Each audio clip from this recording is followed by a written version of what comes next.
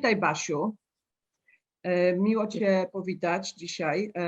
Chciałam przedstawić Barbara Kaczmarowska Hamilton, znana polska artystka, która malowała najbardziej znane osobistości świata polskiego, jak i brytyjskiego. I would like to introduce Barbara Kaczmarowska Hamilton, a Polish artist, a very famous Polish artist who have painted in her career a lot of very famous personalities, both from the politics and the émigré circles, as well as the aristocracy.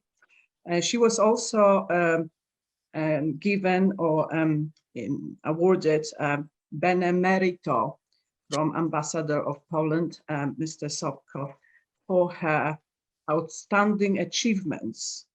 Basiu, if we can continue in English, I would like to, first of all, thank you for coming today. And also, today we would like to talk a little bit about the reasons why the very important event in our history we should celebrate today. Why did this event is such an important event for every Pole living here in London and living in Poland, obviously. And this event is the Constitution of 3rd of May. And this year we are celebrating 230 years since the establishment of the Constitution. The Polish Constitution was the first constitution in Europe, and it's very, very significant because it was to unite Poland and to reform Poland and to put it at a new constitutional strength.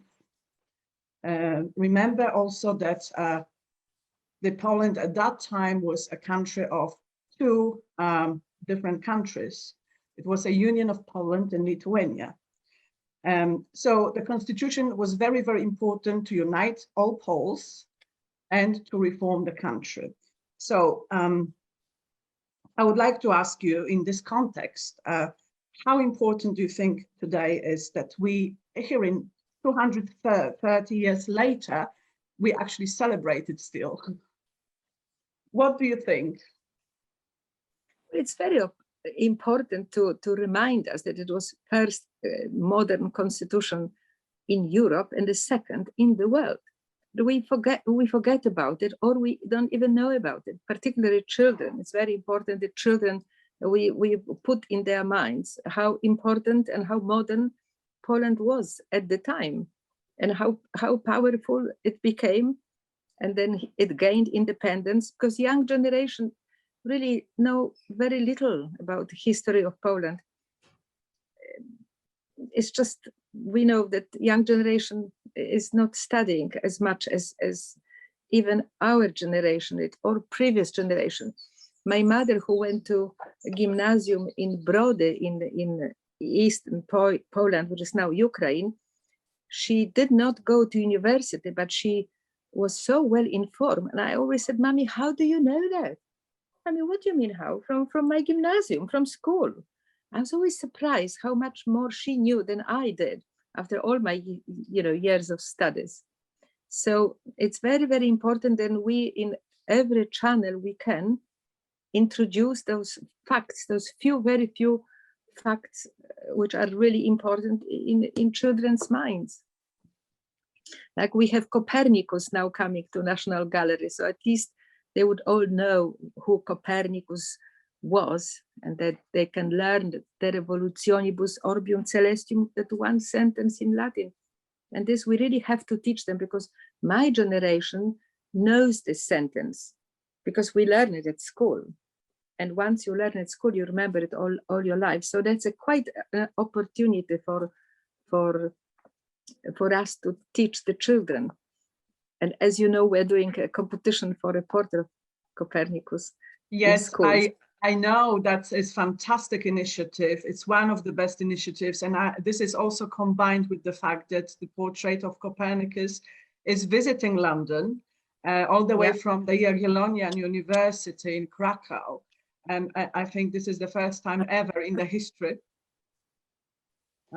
So fantastic initiative, and I would like to congratulate you sincerely on this. We will be following your events that are connected with this initiative. Not only, it's in conjunction with the Polish University in Exile, Puno, and Polska Macierz Szkolna. It's a conglomerate of Polish schools under the umbrella of Polska Macierz Szkolna, whatever it is in English. Well, it's like a motherboard for all schools of Polish schools in England, I would say, that you can describe. So, well, thank you for that. It's very important, as you said, that the young people of Poland, and especially young people, Polish people from the Polish parents and of Polish heritage who are born here in Britain, that they would celebrate events like this. And I'm totally on this with you on this. Now I have another question, and this question is about my personal hero and also a hero of our organization, Polish Sue. And I know that you have met Sue Ryder personally. You yourself painted Sue Ryder, and you had you are a first-hand person who have met her. I would really like you to tell me a few words about this, and also what is your opinion about British people celebrating Polish event like the Constitution Day?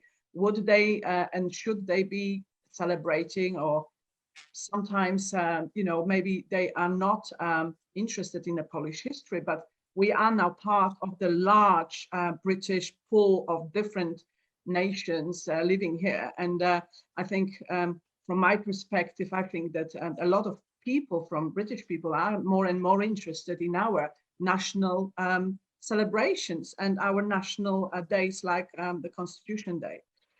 So please tell me a little bit more about this Lady Sue Ryder, the Lady of Ryder of Warsaw, the Baroness of Warsaw, and how did you meet her, and how did you learn about her? Well, I think it was 1992, if I remember well, when we had the first ambassador of Free Poland, and it was Tadeusz de Virion, a wonderful ambassador who spoke also perfect French. And at the time, the director of Polski Instytut Kultury, Polish Culture Institute, was Karol Drozd. And I think they both had an idea that I would paint in British people who had a connection with Poland. So first of all, I painted the Duke of Kent, whose parents have been in Poland and whose father was invited by General Sikorski to be a king of Poland. That story, I don't know if it's known or not known, but it was very famous at the time. And so he was very connected with Poland. Also his sister, Princess Alexandra, and his brother, Prince Michael. So I painted the three of them. Then Lord Nicholas Bethel, who was very, very pro-Polish, and he was always going in and out of Poland during Solidarity time. And there was a whole group of people, Neil Asherson, the journalist, and whoever had anything, Baroness Cox, Nikki Beaumont, who was with Lady Salisbury, who I painted as well. For that exhibition, they were going to Poland with trucks full of medicine. So everybody knows that very well. They're both dead, of course. But Sue Ryder was one of those people who was very, very connected with Poland. I didn't know much about her, but I was basically driven to people to paint them. And I went to her house with my husband. And that was the house. I don't remember very well, but I remember my husband was so impressed by what she was doing and helping people that he wanted financially to contribute to her work. And she was quite small. She was actually very small, very thin, quite gray. And she at the beginning, she wasn't all that keen to have her portrait done. But when I made a first sketch, and after an hour she saw it, and she saw it very, very well, because she saw the light in the tunnel. She thought she could be rather nice. And she was very gentle and very, very delicate, very fragile. She was perhaps quite old. And what this woman have achieved is unbelievable. The idea to have those secondhand shops it's so clever, because she was first who I don't know if she was first to have this idea, but her shops became very popular, and I very often bought children's clothes, and I still do, because it's wonderful to buy old clothes which are good quality rather than new ones very cheaply done in China. Because my son, who doesn't like old sweater, I said, if you buy a sweater, wear it once, it's already secondhand. Or if you give to your brother, it's a secondhand. So I think the secondhand clothes, it was absolutely brilliant idea. And we all have so many clothes we don't need, we can give them away. And let's say find something which we wouldn't go to shops looking for, because we don't really need them. But if it's there, you may as well buy it, you know. So yes. I think it's a genial idea. In Poland, actually, it has not been introduced, and Polish people, because we were always economically deprived by the communism, we did not like old clothes. And when I used to bring clothes to my neighbor, my mother said, don't bring children's clothes to neighbors because they don't like them. They don't like secondhand. So, but we have learned, and I think nowadays the idea is introduced and is thriving in Poland. Sue Ryder's idea. Yes, thank you for that. Thank you for that. Yes, just to make to this point that you've made about Sue Ryder and her incredible idea. She has had herself established over 30 hospitals in Poland alone. Yeah. She was obviously worldwide known lady of charity. She worked very closely with Mother Teresa of Calcutta, and also with the Pope, Polish Pope, John Paul II. And they were very much hand in hand in terms of how they worked together for Poland to help Polish people to come out of communism.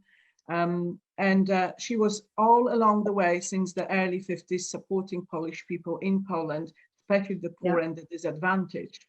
So her first hospital was in Konstancin-Jeziorna, and that was her flagship. She actually built it herself, and I mean by her own hands.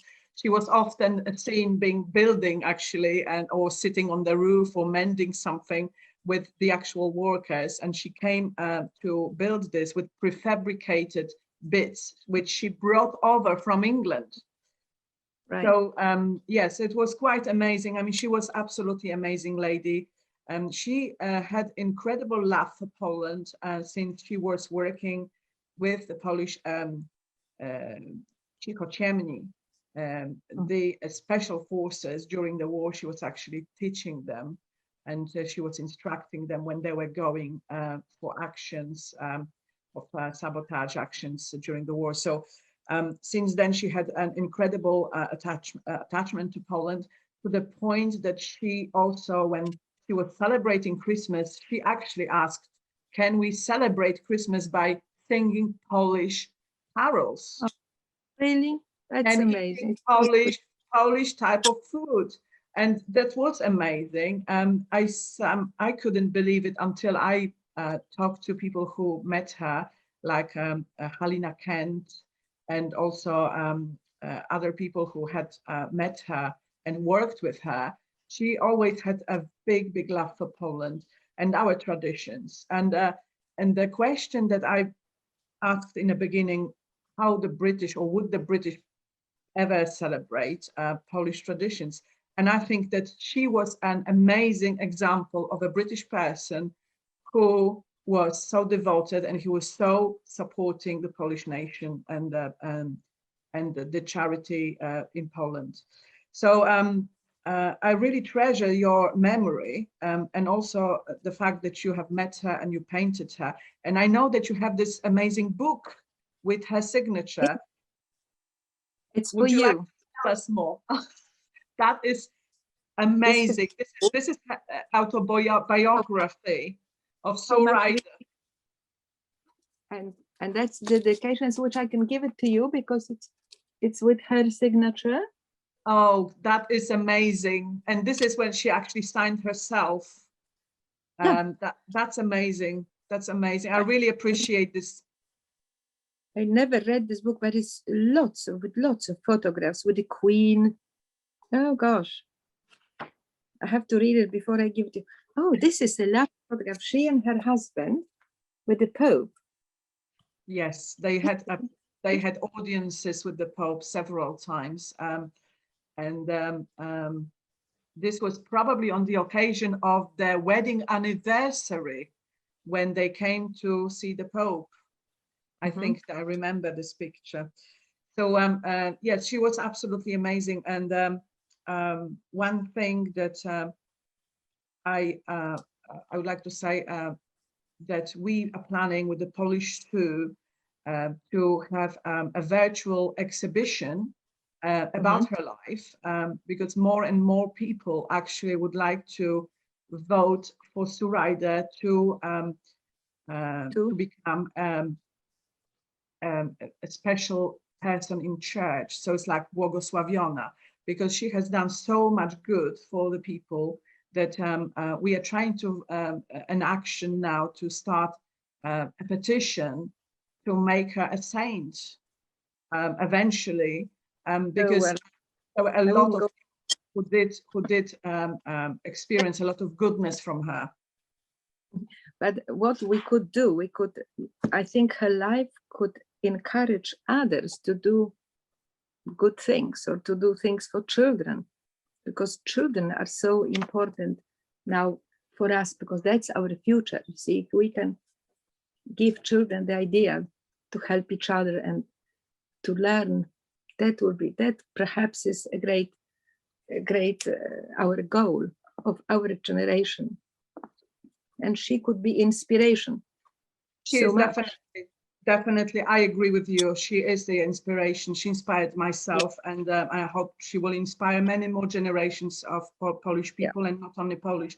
So at this note, I would like to thank you very much for today's interview. And I would like to also remind ourselves that this is the interview with Basia Hamilton, sorry. Next, your lecture. My next book to read. Thank you, Basia. And we are meeting within the Polish Heritage Days to celebrate our 230 years of our constitution, Polish constitution. Thank you, Basia. And Zoraida, absolutely. Bye. Bye-bye.